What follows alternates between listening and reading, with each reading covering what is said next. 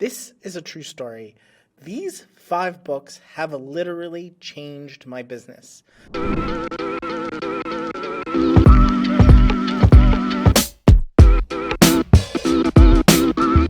business that I am in is Google Sheets. I sell Google Sheets, I sell Google Sheet tutorials, I sell Google Sheet templates, I sell Google Sheet tools. And the mix of those has changed over the course of the last 3-ish years running. So I run bettersheets.co. If you're watching this video, you're watching this video on youtube.com/bettersheets. So I run bettersheets.co. I sell Google Sheets. That's it. And so these 5 books that I'm going to go through are all individually have a different change that they have caused. And I'll go through each one. Also, very weirdly, they all are blue color, like by Rand Fishkin. Lost and Founder is about SEO, Moz, and Moz.com and his journey, and he likes blue, I think. But all of them have some blue tint to it, or blue color. Just a weird side thing. But they all have helped my business. 3 of them are very much a business book about businesses and for businesses, and 2 of them are more about mindset. And we'll get into the 2 mindset ones later, but right now we'll talk about the 3 business ones that are very clearly for businesses, by businesses, about business. The first one here, the E-Myth, and it's the E-Myth Revisited. I had a little bit of a hard time finding this because this is like the worst title I've ever seen. This E-Myth is like just by far the worst title for the best book. But everybody mentions this. A lot of successful Twitter business people mention this book, but they only say E-Myth.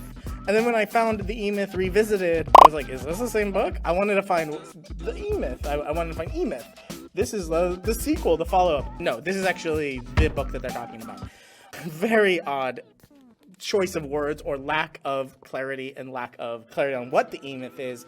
But what's interesting about this book and how it changed my business is I started just like the person in this book, Sarah, who's a baker, and the book is around this sort of dialogue, very much in the Socratic way. Sarah is a baker who is constantly running into the issue of trying to hire a replacement for themselves where they can step away and work on the business, and that person can work in the business. And the main point of this book is you will never find that person, because you are unique, and every business that runs like that will always die. If not now, not next year, eventually. Once you pass away, that business will be no longer viable. And so in order to create a viable, sustainable business that lasts much longer than you and can be scalable and sustainable in many other ways, the seed of the idea is checklists, or SOPs, standard operating procedures. It's a document. Now, I knew about this. I used to work on a cruise ship. We not only created a SOP, we had to update it all the time. All the time we were updating this, essentially what is an SOP, because our contract was only 6 months long, and then when we left, we literally left. So all of our knowledge and all of our experience in that 6 months, we need to put in a document so the next person, if they ever have similar issues, knows what to do. Now, I experienced this. I was part of this, and it wasn't until I actually read this book that I really put 2 and 2 together, that I really realized that was a way that, especially a fleet of dozens of ships and thousands of employees, how you can scale information about what to do. It also empowers people that work for you instead of thinking about empowering others as like, oh, you get to decide what to do. It actually empowers them to do the job they were hired to do and leave. And that really is empowerment, not empowering people to make the decision, but to give them the actual tools and the resources to make a decision each and every step of the way, and to allow them peace of mind in doing the work, so they didn't have to think about, what are these higher levels. And the E-Myth really helped me understand checklists, operating procedures that could be done again and again and again. I did work on this a little bit in a former job where I had to create these resources. But truly, this book really put it into stark clarity for me and allowed me to really hone down into what should I be outsourcing and managing, not by management, what they call management by abdication, but actually managing the process and having a review. Previously, I had hired people and allowed them to just go do the job and then done. But actually, the review process is very, very beneficial for me, the manager, and also the employee to know where they're doing, what they're doing right, what they're doing wrong, and to tweak and course correct consistently instead of having to be like, you just did the job wrong and you're fired. This book allows me to actually hire people and train them up. It did a very good job of explaining that process in a very short book too. I have to say, this is not a very long book. And so if you don't read this, you're like missing out. And my summary might have some ideas for you, but I don't normally enjoy the Socratic way of a dialogue of a book, how it sort of crafts a story of a dialogue, because I just know it's all fake, right? It's, you know, it's fake. This person never existed and it's not real dialogue. I would much rather have real case studies, but it allowed me to like where I could put myself in their shoes. So it was really nice. This one was particularly nice. The second business book, Competing Against Luck, Clayton Christensen. This is the book that defines, for the first time in written form, I think, the jobs to be done framework or the jobs theory. I had been recommended this book and I had been recommended Jobs to be Done about Better Sheets, about how to really figure out who was coming into the business, what were their problems they were trying to solve, and why were they coming to Better Sheets for those problems. This did not solve any of my problems at all. It actually created more problems for me, but it gave me a great framework to go see those problems and see those problems for what they are. To this day, I'm working in year 3 of Better Sheets. I don't have a single, most common question. So I don't have a most common question that people come and ask me. And that became a problem because whenever I tried to talk to a marketer or get some advice on what marketing channels or how to market or tactics or strategies, the number one question I got was, what do people come to you for? What's the number one question you get about Google Sheets? But I never had a good answer for that. I always sort of worked my way out of that question and talk about other things. But this book, and also the jobs theory, in addition to just reading this book, I have another book about the jobs theory and jobs to be done, helped me reframe that. And it gave me a different mindset to look at the same data that I had all along.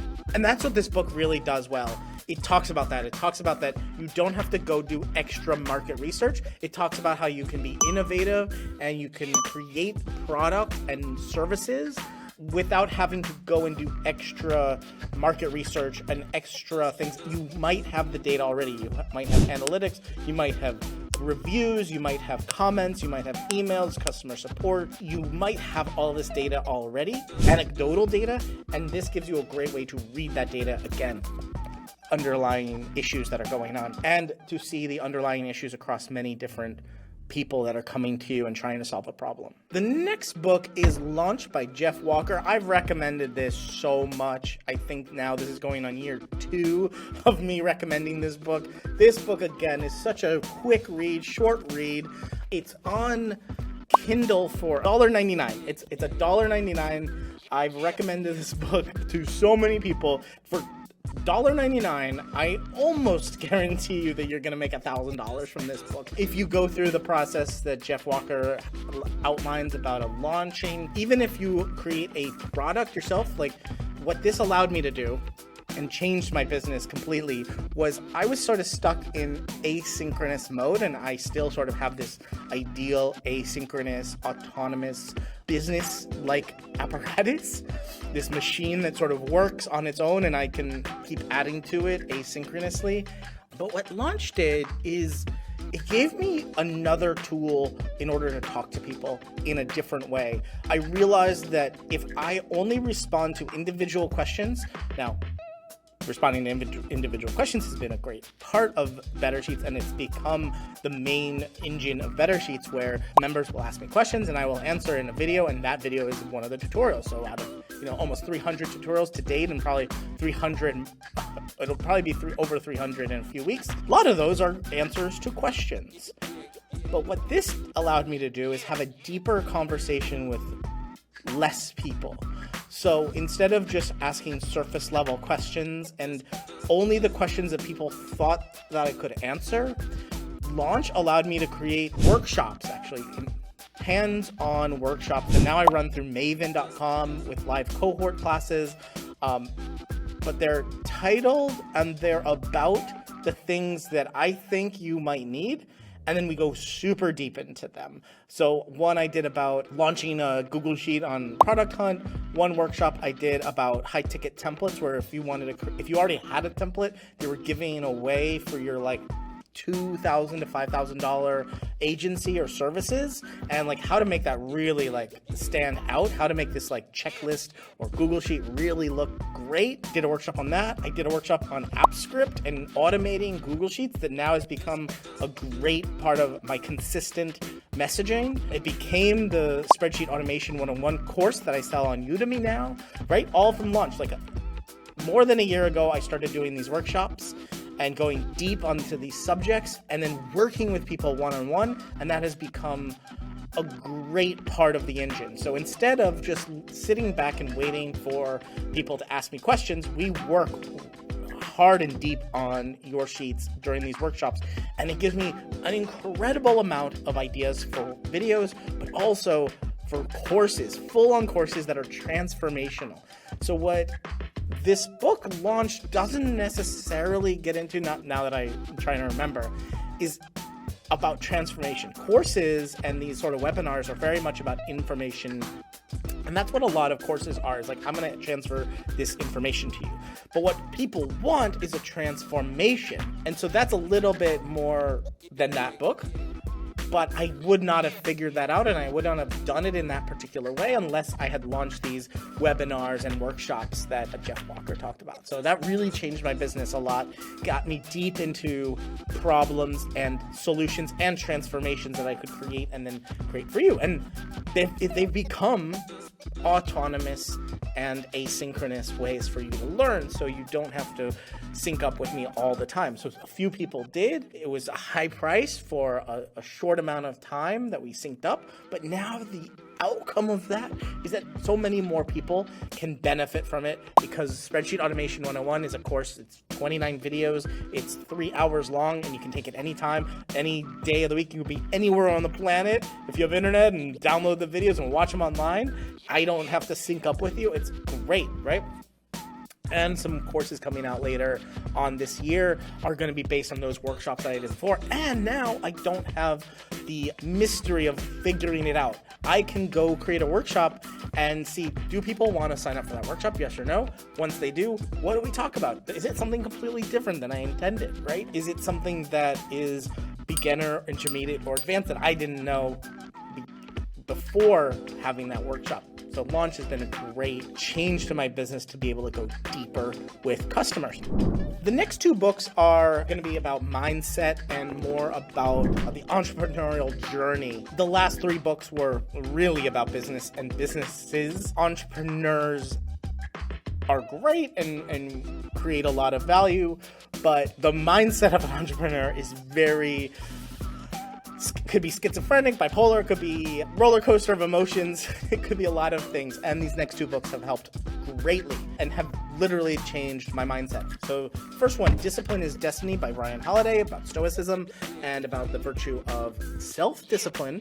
This book is telling me something that I know already, right? But it's telling it to me in another way than I've ever heard before, with great consistency and relevancy. It talks about lots of stories from history, but I take those stories and I apply them to what I'm doing day to day. And it's, I don't know if you've noticed anything, and I'll tell you right now, what you might not have noticed is my YouTube channel has become more consistent. A year ago, I had been posting occasionally and only posting videos that I had already made for members. I took like 1 out of 10 of them and put them onto YouTube and thought, okay, that would attract some attention. Middling results. Then in mid 2022, I thought, okay, I'm just gonna do this 100%. And I posted one video a day, every day for about 2 months. So I did about 60 days. And then I stopped doing that. I couldn't continue doing it. I had the discipline to start, and I didn't have the discipline to finish. And I said, I'm going to do this for 3 years. I did not. I did it for 60 days. What ended up happening was I also thought about creating the situation and the physical place that I could create videos. And that's why you see this place here, these black curtains. The setup that I have now was all done over the course of about 2 to 3 months. It took a little bit longer than I expected, but it did come together. And then I read this. So after I had already had these ideas of creating the environment in an office that I could record in at any time whatsoever, having all the pieces of the puzzle together, then I read this, and it helped me understand that I actually didn't need like something else. I needed the discipline on the inside to do it, not the external place or the subscribers. I didn't need subscribers in order to do something, right? I don't need subscribers in order to make videos. I don't need a subscriber. I don't need a member. I don't need a question. I can make videos myself from within myself without external need. But of course, I sort of read between the lines, and it's like, actually you need both, right? You need external validation and internal gestation. You need both the internal ability to do and the external need to want that thing. Those two things are so important together that neither can be alone. But Discipline is Destiny allowed me that internal spark to be like, how can I make this consistent? How can I have the discipline to do this every day without having to post a new video every day? Like, that posting of a new video a day was actually more like external validation. Oh, I saw that thing. It wasn't really internal, like, oh, I can do this. So now for the last month or so, maybe more than a month, I've been doing 3 videos a week, right? That's much more consistent. It allows me the sustainability to do this consistently, even if I don't have the discipline to publish every single day. The product comes out consistently. The second book about mindset is Lost and Founder by Rand Fishkin. How this changed. Okay, let me tell you about this book. This book is literally, I don't know if you can see it here, a painfully honest field guide. Painfully honest. Rand Fishkin is very honest, painfully so. I had a couple funny moments in this book where I was just like, Rand, you did not need to say that. That was not offensive in any way. It was totally fine. Like, it had no bearing. It was not good or bad. I was just like, Rand, you didn't really have to say that. And that's why it's painfully honest. He really went above and beyond sort of blog posts and let people know what was going on in his mind, even if it didn't affect. And I saw this. This book, it was very interesting to me to see how someone could think so much, but the results and the actions spoke louder than anything else, right? His internal turmoil and his internal mind was one thing, and it was not so cleanly connected to his business and the result of the business. This was actually so empowering to me to know, like, I could still have these turmoils, these trials, these tribulations. I could have these pauses in my life or these roller coaster moments. I could have the highs and the lows, and they don't necessarily have to be because of the business, and they don't have to impact the business at all. This allowed me to separate myself from the business a little bit and start to hire a little bit more. It helped me hire the types of people that I should be surrounding myself with. And also, speaking of people surrounding yourself with, it brought me back to the mindset that I physically had to be with people who I admire, and I had to be in the room with people much, much smarter than me. People who made me feel dumb and slow. And even if I feel like other people look at my production and they look at maybe the YouTube videos I'm putting out, they're like, I could never make 3 YouTube videos a week, or I could never make all of these templates or all of these sheets or all of these app scripts. I could never do this as fast as you. And I get that a lot, right? Some people I'll do a 1-hour consultation with someone, and in the first 10 minutes, I write one piece of app script and they're like, we're done. That's all we needed to do. Oh, that only took 10 minutes? Or I'll reconfigure their Google Sheet in a 30 minutes that they could have never figured out themselves, and they're like, oh, you're so fast, right? But I wanted to surround myself with people that made me feel that way. I'm like, oh my God, how did you do that? Oh, that's so clever. That's so smart. Oh, you thought about that?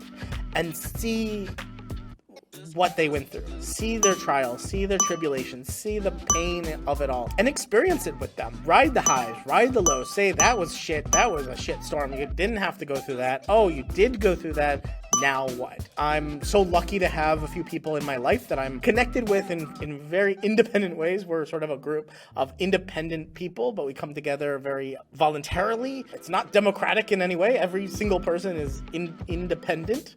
So we're not really interdependent in any way. And I'm so happy to know all of them and be a part of a group of people who are all with similar mindsets and actions beyond just the mindset. I think I previously, many years ago, was part of many masterminds and chat groups and things that wanted to do stuff.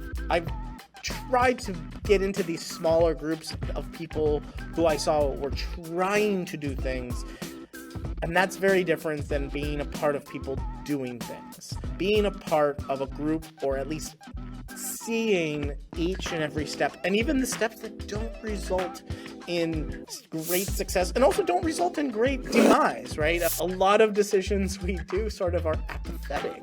They have apathetic results. So there was a few things in this book that I don't think Rand intended for me to get out of this, or intended any reader to have a key takeaway from.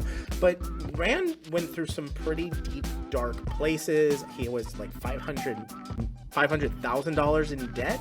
And I'm like, I've never even seen $500,000. Like, to go $500,000 in debt is like, that's a good skill, I think. Not the takeaway he wanted. He's probably like, just avoid being that much debt. I took that takeaway, and Shoe Dog I read as well in a very similar moment, I think within a couple weeks of each other. And I was like, I need to reinvest every dollar that I'm making. And then I also have a friend, or two friends, that reinvested every single penny they had into their own business. And I was like, is this what I should be doing? Probably the wrong takeaway from that. So those were 5 books that happen to be blue, or have some blue tint in their title, and also changed the course of my Google Sheets business, all for the better, I think, and I hope you're enjoying this YouTube channel based on the change that I'm putting into this, and I hope that you're taking away from this a lot more than I intend. That's one thing that I think I learned from all of these books, is that the actual takeaway that people have might not be what you put into it. So if you got something out of this video that I might not have intended, or you don't think like shine through, and you're like, oh, you gave me this crazy other idea, comment down below what that is, and I'm happy to see odd takeaways from this video. I would love to hear what you took away from this video that I didn't intend. If you enjoyed that video about books, then watch this video about 5 more books that changed my view of Google Sheets. They literally changed how I think about Google Sheets and what I do in Google Sheets. These 5 books changed that. Then, if you want to just look at the next video in Better Sheets, the last video that's been uploaded here on Better Sheets, watch this video. And as always, you can subscribe to youtube.com/BetterSheet or become a member at bettersheets.co.